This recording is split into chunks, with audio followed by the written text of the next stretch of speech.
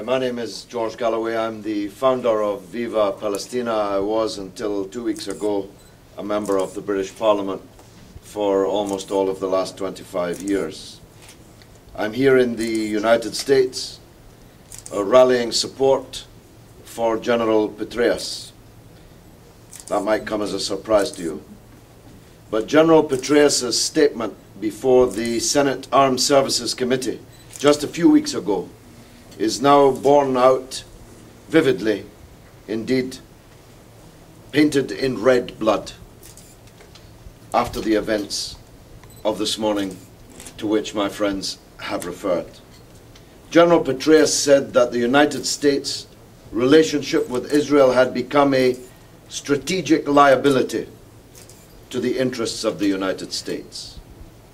And if I've just been watching television, some journalists have not yet seen the gravity of the danger to the position of the United States implicit in this morning's events, then they better wake up fast. Because everyone else in the world knows that every bullet that was fired last night, every F-16 that was swooping on the convoy, every Apache helicopter gunship that was hovering overhead, and the salary of every commando who carried out this act of mass murder was paid for by the United States of America. And that at the United Nations Security Council, Israel's actions will be absolutely and unequivocally condemned unless the government of the United States of America casts its normal veto to preclude the Security Council reaching that conclusion. And all governments of the world, with the exception of the governments of the United States and Canada, are today calling for the end of the blockade on the Gaza Strip. Even the new British Conservative government, elected just a couple of weeks ago, has today called in forthright terms for an end to the blockade. Therefore, Israel's isolation becomes America's isolation, and you don't want to be isolated in today's interdependent world. It's not in your interest. General Petraeus was right about that. I'm practicing because I'm going on Fox News tomorrow, and I expect to be attacked in the Fox News way. And so I just wanted to make it clear I'm here in support of America's greatest general.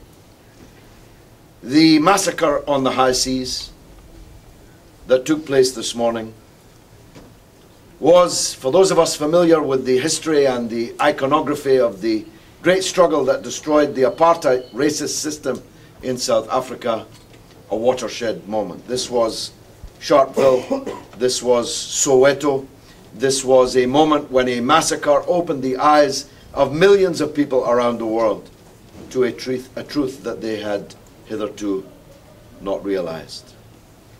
The outrage that has been sparked across the world, including governments that have never before criticized Israel, is testimony to the depravity of heavily armed commandos shooting dead a large number of aid workers and humanitarian volunteers, who included Nobel Prize laureates, who included European parliamentarians, who included retired admirals of the United States Navy, who included representatives of Nelson Mandela and world leaders from around the globe, to attack them in the dead of night, in the dark, with live ammunition, attack unarmed people and shoot them dead.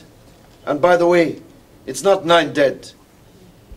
It's 9 minimum dead, 29 maximum dead.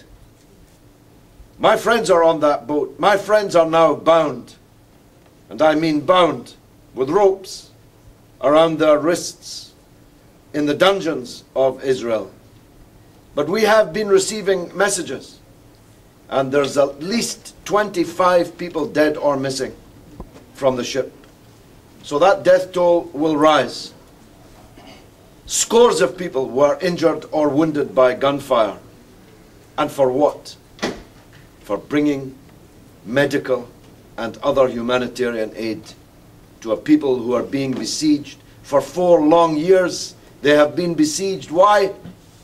Because they voted in a democratic election, the only democratic election ever held in the Arab world, ever, anywhere, for a party that Britain, the United States and Israel didn't like. That's the only reason for this siege, this blockade. Well, to kill people's children because you don't like the way their parents voted is a very peculiar understanding of democracy to me. And to kill humanitarian aid workers who came from 40 countries around the world to try to relieve that siege marks a new low. In the wreckage of that flotilla, in the wreckage on the Mediterranean Sea of that flotilla today, lies Israel's last remaining claim to be a member of the civilized international community. This country is a pirate state. In international waters, they committed a great crime. When Somali pirates seize property, the world cries out in outrage at such international piracy. What then shall we say, and more importantly do, when such an act of piracy occurs in international waters where the Israeli military had no right even to be? Don't know if everyone quite grasps that.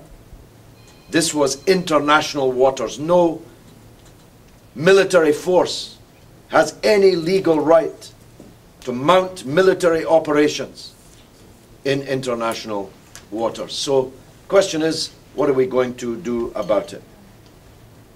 Like the last lady who spoke from the Peace Center so eloquently, I'm only interested in one thing. People can call for inquiries, trials, charges, and so on. I'm only interested in one thing. Now is the time to lift the blockade on Gaza. There will never be a better moment, a more popular moment for President Obama to call for just that. He must do it. He doesn't have the alibi the last president did of not understanding these things. President Obama is a clever man. He has no alibi. It's time for the United States to tell Israel to lift this blockade. Thank you very much indeed. Thanks again to the media. If there are any questions of any of our speakers, we can take some questions from you now. I wanted to say that there's still an Irish flotilla that's headed to Gaza, the MV Rachel Corrie. As far as I've heard from Al Nusra and 3 other news sources, it's been confirmed that the flotilla is still headed to Gaza because they were previously stopped due to problems with the boat and they were held back, and so hopefully they'll be able to make it there. Well, I wouldn't encourage them at this moment. I think it would be irresponsible of me to do that, because I don't want any more people killed. And they're one boat. I agree with the Reverend that the only way we're going to do this is by having not 7 ships, but 700 ships. By having not just 700 people, but 7,000 people. And not just parliamentarians, but ministers and people with power in the countries. Even then, Israel's conduct cannot be vouchsafed or guaranteed. But the young lady's question gives me an opportunity to make an appeal to the government of Egypt. The only reason that we took to the high seas was because of the decision by the government of Egypt to ban land convoys into Gaza. On this very somber day, and without recrimination, I call on the government of Egypt to open the gate of Rafah and allow convoys to enter Gaza with much needed humanitarian aid.